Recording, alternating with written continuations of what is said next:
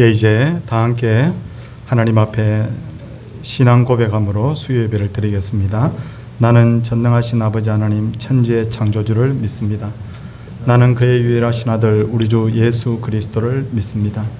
그는 성령으로 잉태되어 동정녀 마리아에게서 나시고 본디오 빌라도에게 고난을 받아 십자가에 못 박혀 죽으시고 장사된 지 사흘 만에 죽은 자 가운데서 다시 살아나셨으며 하늘에 오르시어 전능하신 아버지 하나님 우편에 앉아 계시다가 거기로부터 살아있는 자와 죽은 자를 심판하러 오십니다. 나는 성령을 믿으며 거룩한 공교회와 성도의 교제와 죄를 용서받는 것과 몸의 부활과 영생을 믿습니다. 아멘. 찬송 279장입니다.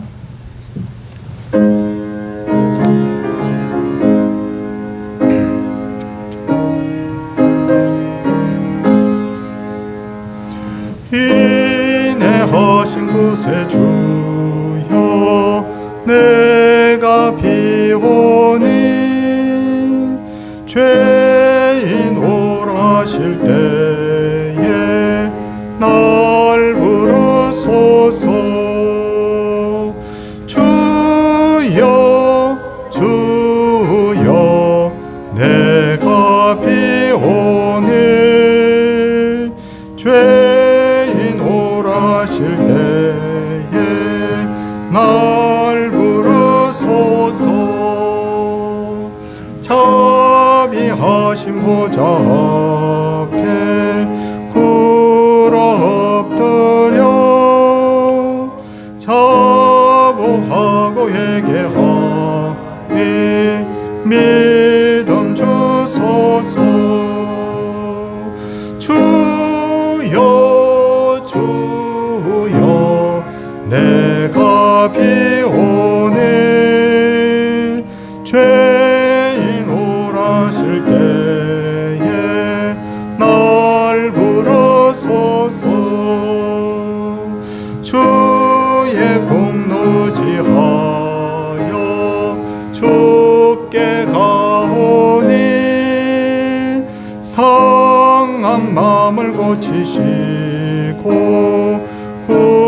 구하소서. 주여 주여 내가 비오니 죄인 오라실 때에 날 부르소서. 만복 끄는 우리 주여 위로하소서. 우리 주와 같으시니 어디 있을까. 주여 주여 내가 비오니 죄인 오라실 때에 날 부르소서.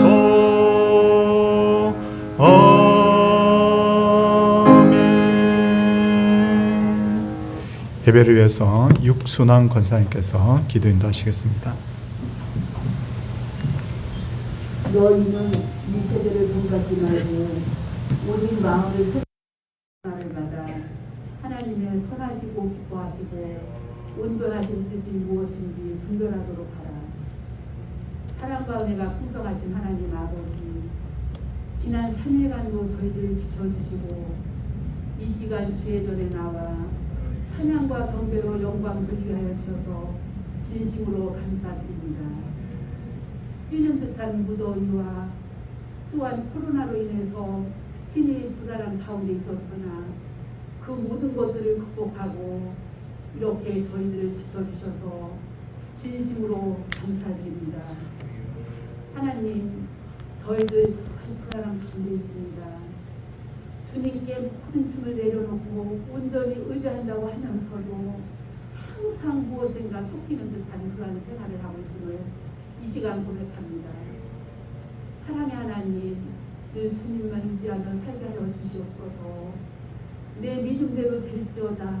내가 믿는 대로 모든 것이 이루어진다고 하는데도 불구하고 늘 주님 초조한 가운데 살았음을 고백합니다. 온전히 주님만 의지하며 살 수 있도록 주님 도와주시옵소서.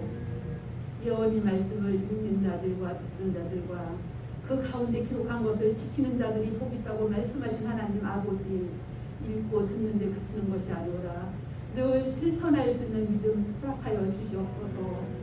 그리하여 생활 속에서 예수 그리스도의 향기를 바라며 주님의 제자다운 자녀다운 그러한 복된 생활을 할 수 있도록 주님 늘 지켜주시옵소서. 하나님, 저희 교회 지금까지 사랑하여 주시고 지켜주신 주님 진심으로 감사드립니다. 계획한 일들이 하나씩 이루어갈 수 있도록 도와주신 것 진심으로 감사드립니다. 하나님, 초등부, 여름 성경학교, 또 중고 동부 수련회 성경 암송대회가 저희들을 기다리고 있습니다. 수련회와 성경학교가 주님의 은혜 가운데서 풍성하게 열매 맺을 수 있도록 주님 도와주시옵소서. 모든 계획 먼저 준비로서 기도함으로 모두 철저하게 준비할 수 있도록 주님 늘 함께하여 주시옵소서. 안전하게 지켜주시옵고 말씀 가운데서 하나님을 만날 수 있는 귀한 시간이 되어 아름답게 열매 맺을 수 있도록 주님 함께하여 주시옵소서. 성경 암송, 저희들 암송하는 데만 그치는 것이 아니오라 그 말씀을 묵상하는 가운데, 그 말씀을 암송하는 가운데 주님을 만나 그 말씀이 저희들 삶에 적용되어서 저희들 늘 아름답게 그리스도의 향기를 바라며 그리스도인답게 구별된 삶을 살도록 주님 늘 함께하여 주시옵소서. 하나님, 지금 이 시간 예배 시간이 그리워 나오고 싶어도 나오지 못하는 성도님들 있습니다. 어느 시간에 있든지 어느 장소에 있든지 늘 주님께서 지켜주시며 사모하는 그들 마음속에 주님께서 함께하여 주시옵소서. 너무도 고통당하는 성도님들 일일이 찾아가 주사 위로하여 주시고 그들이 치유함을 받고 함께 나와 예배드릴수록 주님들 함께 도와주시옵소서. 하나님, 원하는 기도 제목들이 있습니다. 그 원하는 기도 제목들도 서로 하나씩 다 이루어져 하나님께 영광 돌릴수록 주님들 함께하여 주시옵소서. 하나님, 이 시간 또 다니엘 강도사님을 세워주시고 말씀을 증거할수록 도와주심을 진심으로 감사드립니다. 말씀을 증거하실 때 그 말씀이 살아운동력 있는 말씀이 되게 도와주셨고 저희들 그 말씀을 온전히 받들어 30배, 60배, 100배의 아름다운 열매를 맺을 수 있도록 주님들 도와주시옵소서. 하나님, 늘 주님께 의지하며 사랑합니다 고백할 수 있는 귀한 시간이 되기를 원하오며 이 모든 말씀 예수 그리스도 이름으로 감사하며 기도드리옵나이다. 아멘.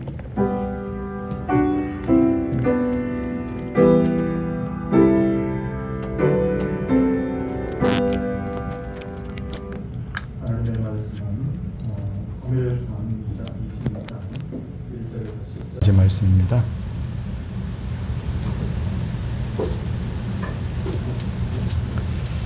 (22장) 1절에서 10절까지입니다. 내용이 좀 기니까 우리 7절부터 10절까지만 교독을 하도록 그렇게 하겠습니다. 7절부터 10절까지 찾으셨습니까? 교독하겠습니다. 사울이 곁에 선 시내들에게 이르되 너희 베냐민 사람들아 들으라. 이새의 아들이 너희에게 각기 밭과 포도원을 주며 너희를 천부장 백부장을 삼겠느냐?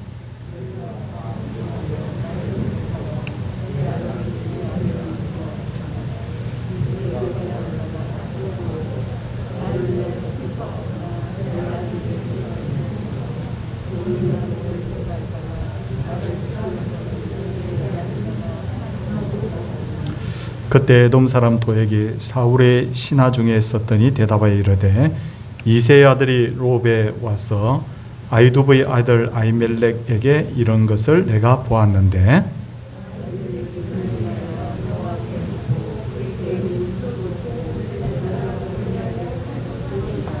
아멘. 네, 오늘은 우리 강도사님이 사람을 품는 사람, 배척하는 사람 이라는 제목으로 하나님의 말씀을 대언하겠습니다.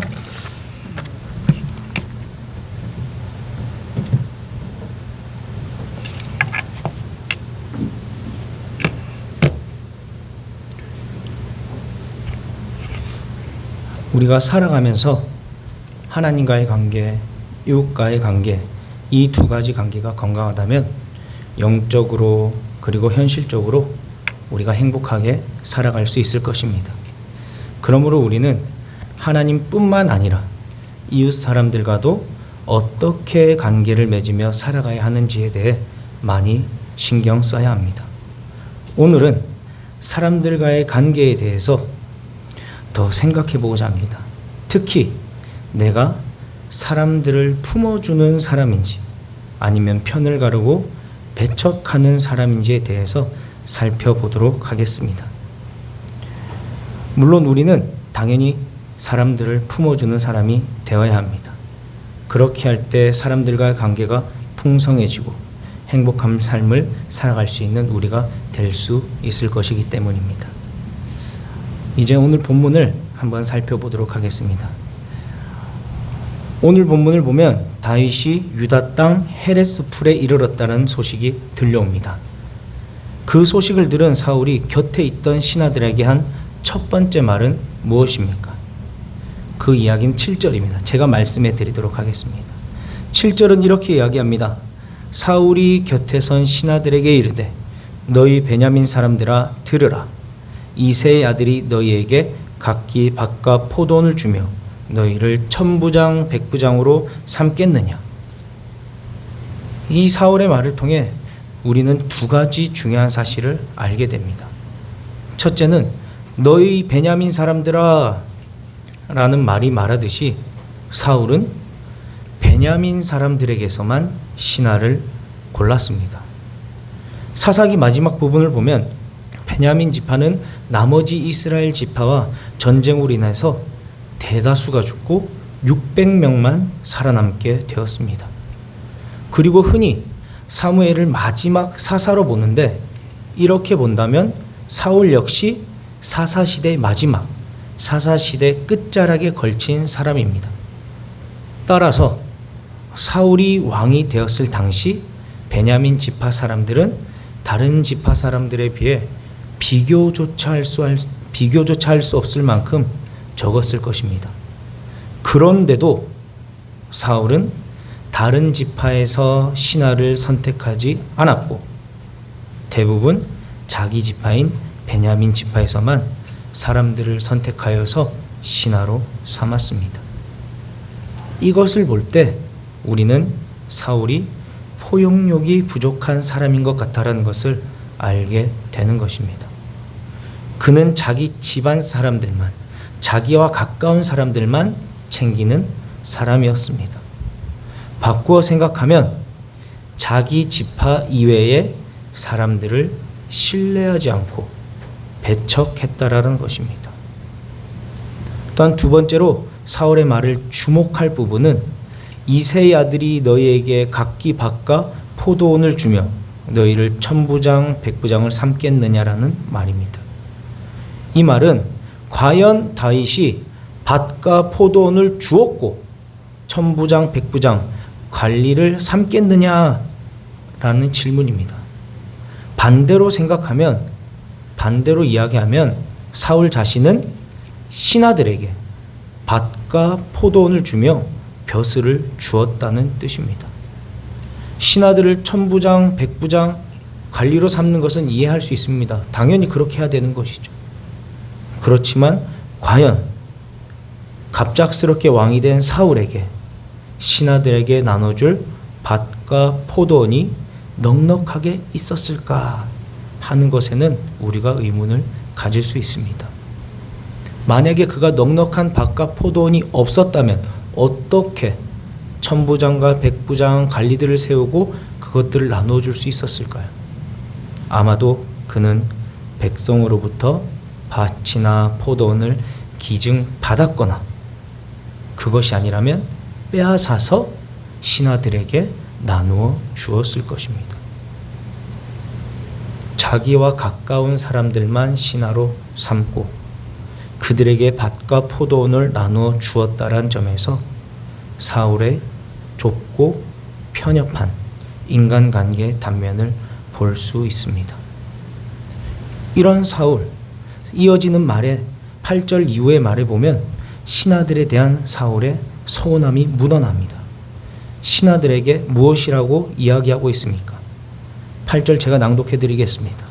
너희가 다 공모하여 나를 대적하며 내 아들이 이새의 아들과 맹악하였으되 내게 고발하는 자가 하나도 없고 자신을 위하여 슬퍼하거나 자신의 아들이 신하를 선동하여 매복하였다가 자신을 치려한 것을 알려주는 자가 하나도 없다고 말하고 있습니다. 사울이 신하들에게 한 말을 생각해 보면 지금 사울은 의심과 피해망상으로 가득 차 있습니다. 사울은 신하들이 다 공모하여서 다 짜고서는 자신을 대적한다고 이야기하고 있습니다. 하지만 그 사울의 신하들 중에서 다윗과 손잡고 사울을 해하려는 사람이 있었습니까? 있었나요? 아니죠. 아무도 없었습니다. 그런데 심지어 이 사울은 자기 아들 요나단마저 의심하고 있습니다. 요나단이 다윗의 추종자가 되어서 신하들을 선동하였고 자신을 죽이려 한다라는 생각을 하고 있는 것입니다. 안타까운 모습이 아닐 수 없습니다. 어떻게 하면 사람이 이렇게까지 비참해질 수 있을까요? 자신과 같은 지파 출신이라고 나라의 요직에 앉혀놓고서는 근거 없이 그들을 비방합니다. 자기와 같은 길을 가지 않는다고, 다윗을 죽이는 일에 동참하지 않는다고 자기 편인 사람들과의 관계도 또한 틀어진 것입니다. 자기 지파 사람들만 모아놨는데, 자기가 총애한 사람들만 모아놨는데 거기서 또 틀어진 것입니다.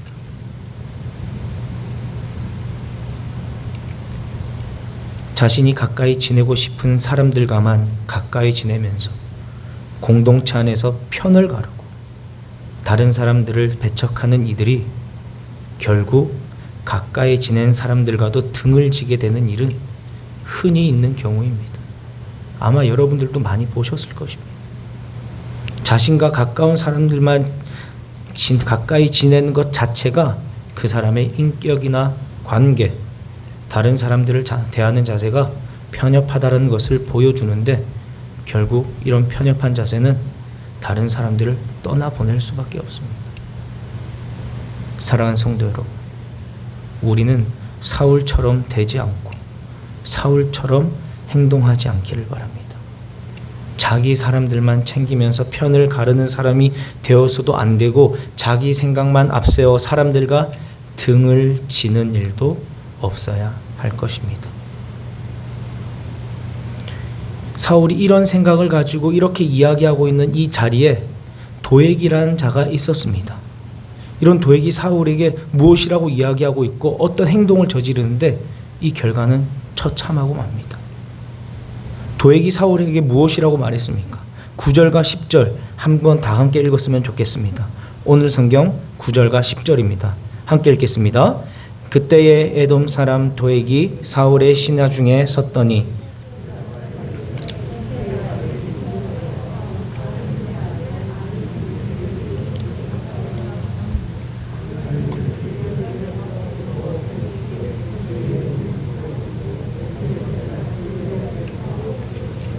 아멘. 사울이 신하들에게 서운한 마음을 드러냈을 때 에돔 사람 도액이 사울에게 놉 땅의 아히멜렉이 다윗을 도와준 일을 이야기하고 있습니다.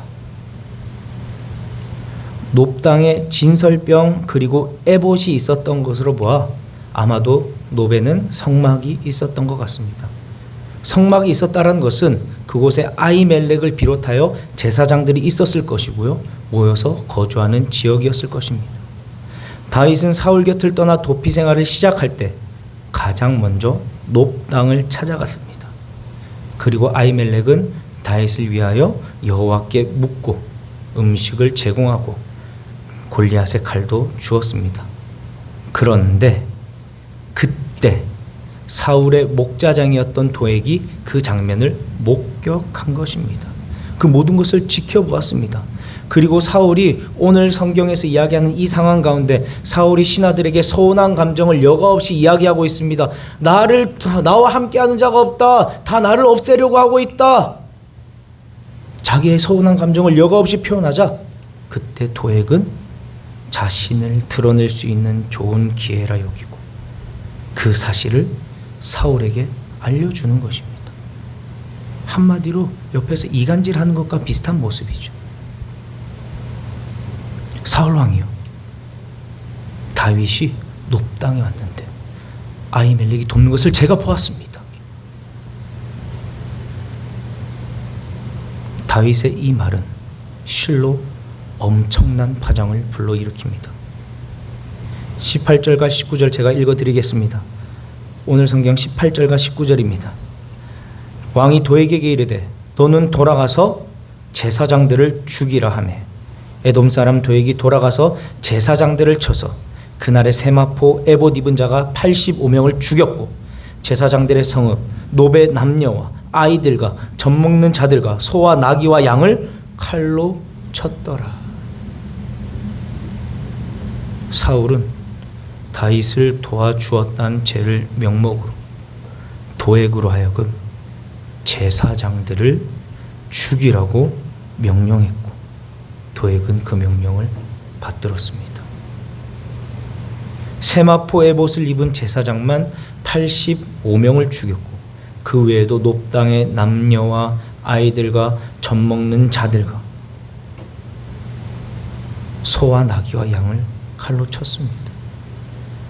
있어서는 안 될 일이며 해서는 안 되는 일이었습니다. 감히 하나님의 제사장들을 죽이다니 있어서는 안 된 일이죠. 어디 감히. 그런데 지금 사울은 그런 일을 명령했고 도액은 실행에 옮김으로써 이스라엘 역사상 가장 끔찍한 일이 발생된 것입니다. 제사장 도륙 사건이 발생된 것입니다. 여기서 우리가 주목해야 할 것은 무엇입니까? 사울처럼 편협한 인간관계를 맺고 자기 마음과 자기 생각대로 판단하는 사람 주위에는 도액처럼 간사하고 악한 사람이 있다는 점입니다. 편을 가르고 다른 사람을 배척하는 사람들은 상대방이 좋은 사람인가 나쁜 사람인가 보다 나에게 잘하는 사람인가 나에게 잘하지 못하는 사람인가, 이것이 정의의 기준이고 이것이 선의 기준이 되어버립니다. 도액처럼 천하에 없는 악인이라도 자신에게 잘하면 중용하고 잘해주고, 그러니 이런 사울의 삶이, 이런 사람의 삶이 건강하거나 행복할 수 있을까요? 그렇지 않겠죠. 피해 망상에 사로잡혀 있지 않습니까?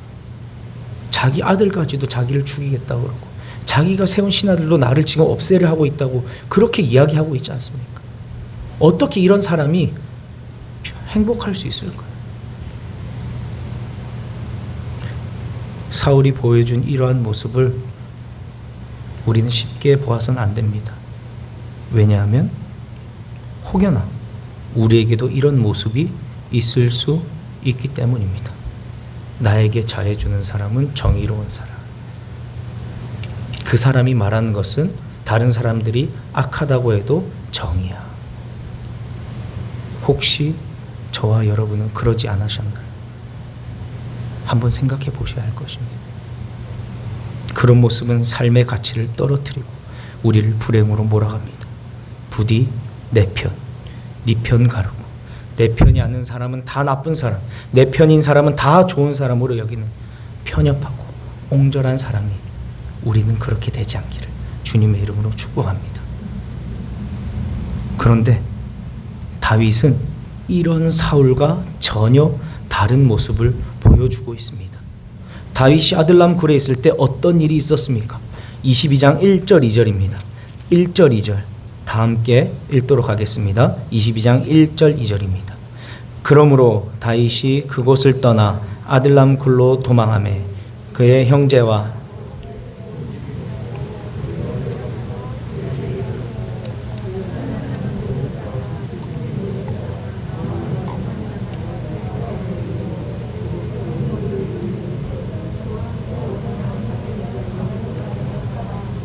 아멘. 다윗이 사울을 피해 아둘람 굴로 피했을 때에 그의 형제와 아버지의 온 집이 듣고 다윗에게 왔습니다. 다윗이 사무엘에 의해 차기 왕으로 기름 부음 받고 났을 때, 그리고 그 이후에 다윗의 형제들은 다윗을 곱게 보지 않았습니다.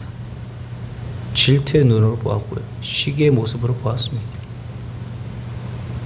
그런데 그들이 다윗을 찾아왔고 또 다윗은 그들을 받아 주었습니다. 이 모습은 다윗이 사람들을 얼마나 어떻게 받아주는 사람인가, 포용하고 품어주는 사람이었다라는 것을 말해주는 것입니다.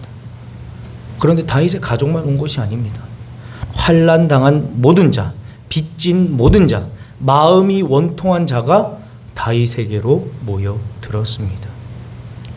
다윗에게 모여든 그 사람들, 환난당한 자들, 빚진 자들, 마음이 원통한 자들, 다른 곳에서는 위로를 받을 길이 없는 사람들입니다. 어느 누가 그들을 좋아할까요? 그런 사람 어느 누가 좋아하겠습니까? 어느 누가 그런 사람들을 함께 하자고 하겠습니까? 그런데 다윗은 그들을 다 품어 주었습니다. 2절 마지막에 그는 그들의 우두머리가 되었는데 그와 함께한 자가 400명 가량이었다라는 말씀이 있습니다. 다윗이 사람들을 품어 주었기 때문에 다윗의 무리는 400명 가량으로 불어나게 된 것입니다. 이처럼 사람을 품어주는 사람, 품어주는 사람 주위에는 사람들이 몰려들게 됩니다. 그들은 다윗이 오랜 도피 생활을 하는 동안 다윗과 생사과락을 함께했습니다. 떠나지 않았습니다.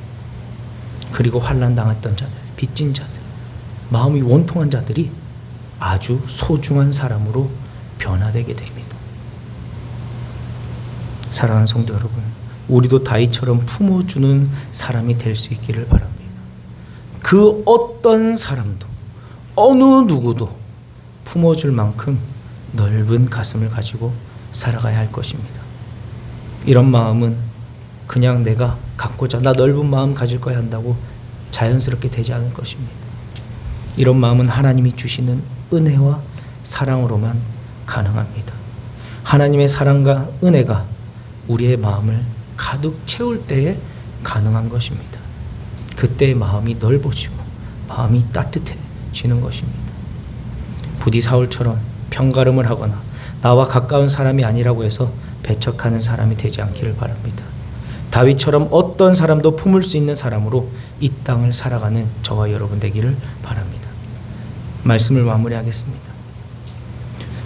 편가름을 하거나 사람을 배척하는 사람들은 공동체를 깨트리고 다른 사람들을 힘들게 합니다. 그런 사람이 사울처럼 힘을 갖게 된다. 그 주위에는 간교한 사람들만 모여듭니다. 그러니 자신도, 그리고 결코 그런 공동체도 행복할 수가 없습니다. 우리는 그런 모습을 배워서는 안 될 것입니다. 그리스도인은, 성도는 다윗처럼 품어주는 사람이 되어야 합니다. 특히 하나님께서 나를 구원하신 그 은혜와 사랑을 기억하며 그 사랑을 가지고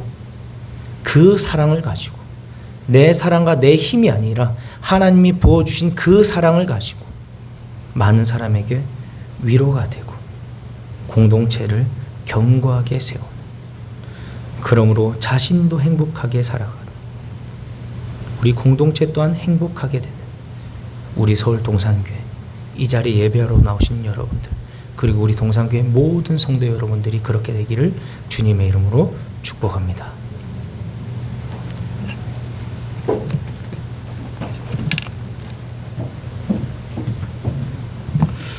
네, 주신 말씀 기억하며 478장 찬송하겠습니다.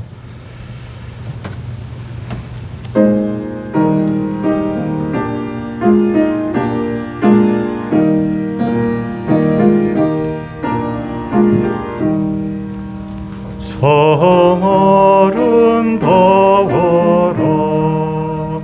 주님의 세계는 저 솔로몬의 옷보다 더 고운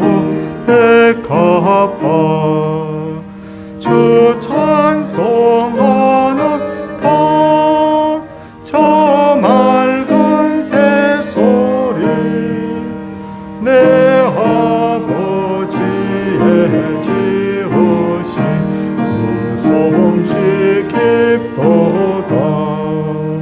참 아름다워라. 주님의 세계는 저 아침에와 저녁만 나가는 빛나며茫茫한 바다와 늘 푸른 봉우리 다 주 하나님 영광을 잘 드러내도다. 참 아름다워라. 주님의 세계는 저 산에 부는 바람과 잔잔한 시냇물 그 소리 가운데 춤성 들리니 주 하나님의 큰 뜻을 나할 듯하도다. 아멘.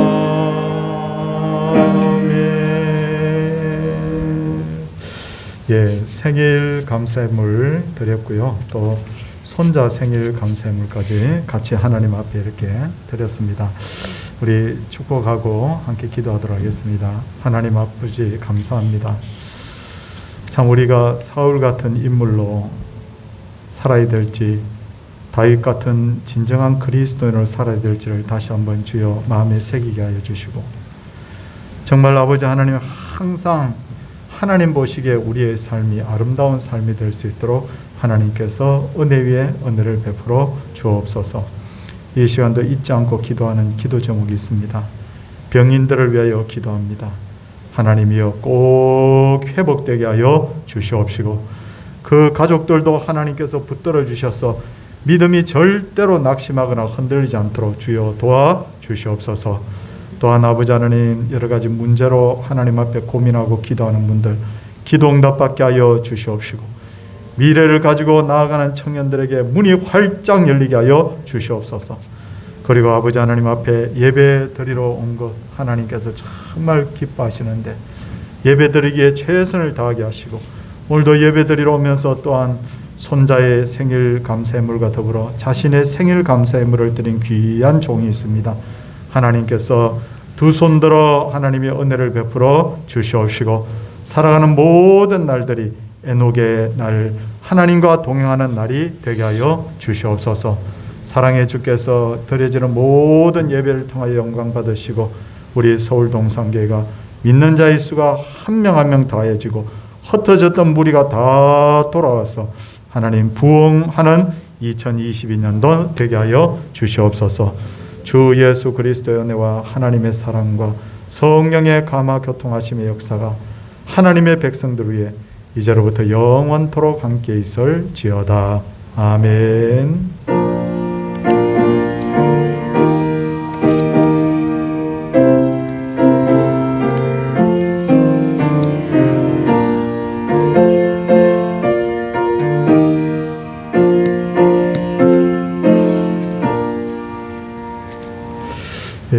이 수요 예배 함께 할 수 있어서 너무 감사합니다. 방송으로 예배 드린 분들에게도 주의 이름으로 축복합니다. 우리 옆에 분들과 함께 인사하도록 하겠습니다.